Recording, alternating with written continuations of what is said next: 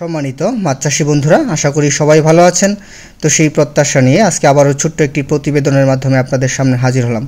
তো ভিউয়ার্স, আজকের ভিডিওর টপিকটি হচ্ছে যে সপ্তাহে একদিন খাবার বন্ধ রাখলে কি কি সুবিধা পাওয়া যায়। তো ভিউয়ার্স, আমরা যারা মাছ চাষ করে থাকি আমরা কন্টিনিউ মাছকে সপ্তাহে 7 দিনই খাবার দিয়ে থাকি 2 বেলা করে। তো অনেকেই জানি না এই 7 দিনের মধ্যে যদি আমরা একদিন খাবার বন্ধ রাখি সেক্ষেত্রে কি কি উপকারিতা পাওয়া যায়। তো ভিউয়ার্স, কথা না বেরিয়ে চলে যাই মূল ভিডিওতে। প্রথম স্থানে আছে যেটা মাছের হজম প্রক্রিয়া ঠিক থাকে। সপ্তাহে একদিন খাবার বন্ধ রাখলে মাছ প্রতিদিন খাবার খেলে কিছু অংশ পুরোপুরি হজম হয় না। সপ্তাহে একদিন খাবার বন্ধ রাখলে তাদের পচনতন্ত্রে বিশ্রাম পায় এবং শরীরের ভেতরে জমে থাকা খাবার হজম হয়ে যায়। দ্বিতীয় স্থানে রয়েছে পানির গুণগত মান ভালো থাকে।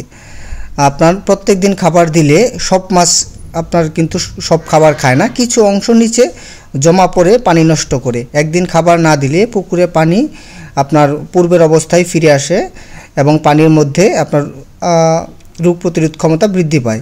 তৃতীয় স্থানে রয়েছে যে মাছের রোগের ঝুঁকি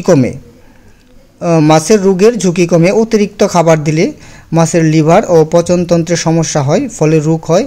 খাবার বন্ধের দিনে শরীরের ভেতরের চাপ কমে, রোগ প্রতিরোধ ক্ষমতা বৃদ্ধি পায় যারা সপ্তাহে একদিন খাবার বন্ধ রাখেন। এছাড়াও রয়েছে যে আপনার তৃতীয় স্থানে রয়েছে উৎপাদন খরচ কমে।